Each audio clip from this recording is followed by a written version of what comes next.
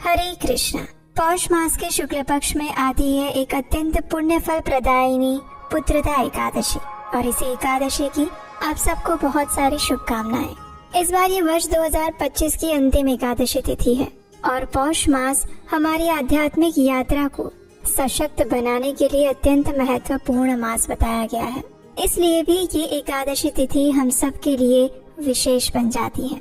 तो चलिए इसी पौष मास की पुत्रदा एकादशी के उपलक्ष्य में हम उसी से जुड़ी हुई इस पौराणिक कथा का श्रवण करते हैं।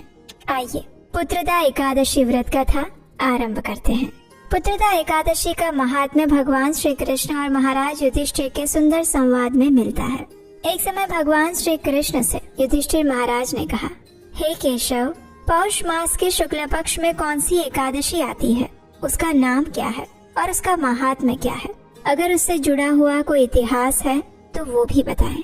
ये सुनकर भगवान श्री कृष्ण कहते हैं, हे राजन, पौष मास के शुक्ल पक्ष के दौरान आने वाली एकादशी को पुत्रदा एकादशी कहते हैं। इस एकादशी व्रत का पालन करने से मनुष्य के समस्त पाप नष्ट हो जाते हैं। इस एकादशी व्रत का पालन करने से मनुष्य विद्वान और विख्यात बन जाते हैं।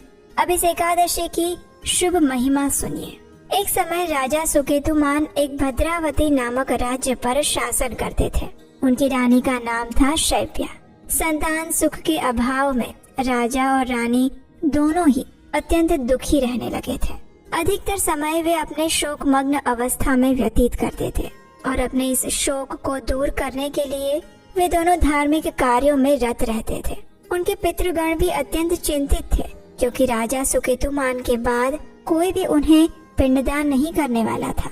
अपने पितृगणों के दुख को समझते हुए राजा और भी अधिक व्यथित होने लगे थे।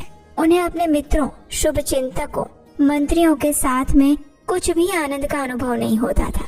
वे अत्यंत हताश और निराश हो चुके थे। उन्हें ऐसा लगने लगा था कि संतान के अभाव में अब उनका मनुष्य जीवन भी व्यर्थ हो चुका है। उन्हें ऐसा लग रहा था कि पुत्र के अभाव में अब वे देवताओं, पितरों और मनुष्यों के प्रति ऋण से मुक्त नहीं हो पाएंगे।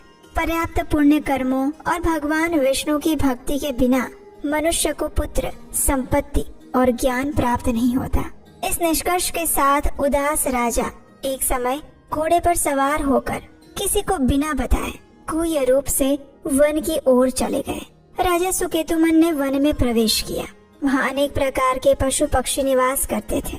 वन में विचरण करते हुए वे अत्यंत क्लांत हो गए थे। अत्यधिक प्यास भी लग गई थी। वे शोक करने लगे कि यद्यपि उन्होंने यज्ञों और उपासना द्वारा अनेक देवताओं को प्रसन्न करने का प्रयास किया, अपनी प्रजा का पालन अपनी ही संतान की भांति किया, ब्राह्मणों को भोजन और दान देकर संतुष्ट भी किया, लेकिन फिर भी आज वे निसंतान हैं और इस प्रकार का कष्ट भुगत रहे हैं। इस प्रकार के विचारों में निमग्न राजा कमल पुष्पों से भरी हुई एक सुंदर झील के पास जाते हैं।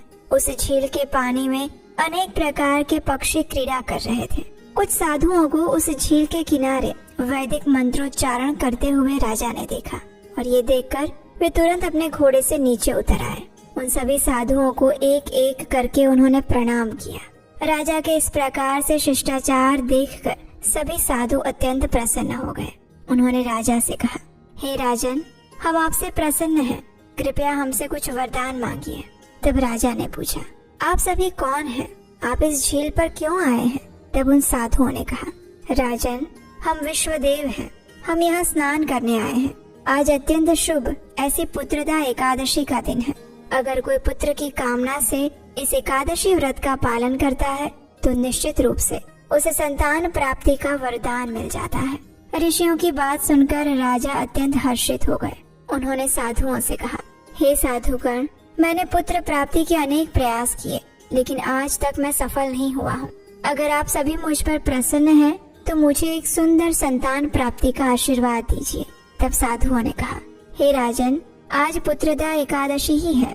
अत्यंत ध्यान पूर्वक, श्रद्धा पूर्वक इस पुत्रदा एकादशी व्रत का पालन करो, तो भगवान की कृपा और हमारे आशीर्वाद से अवश्य ही तुम्हें एक सुंदर, तेजस्वी, दीर्घायु और सशक्त पुत्र की प्राप्ति होगी।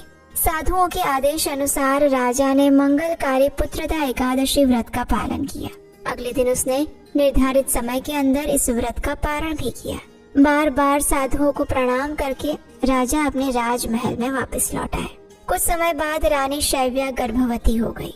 व्रत के पालन द्वारा राजा सुकेतुमान को एक पुण्यवान और तेजस्वी पुत्र प्राप्त हुआ और उसके बाद राजा सुखपूर्वक राज्य का शासन करने लगे और उनके पितृगण भी संतुष्ट हो गए। इस कथा का समापन करते हुए भगवान श्री कृष्ण कहते हैं, हे राजा युधिष्ठिर, इस पुत्रदा एकादशी के पालन द्वारा मनुष्य को संतान और स्वर्गलोक दोनों की प्राप्ति हो जाती है।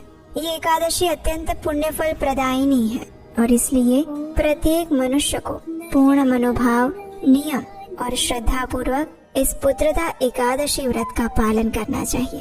तो ये थी हमारी आज की पुत्रदा एकादशी की पौराणिक कथा। आशा है ये कथा आपको अच्छी लगी होगी और आप सब ने भी इस पुत्रदा एकादशी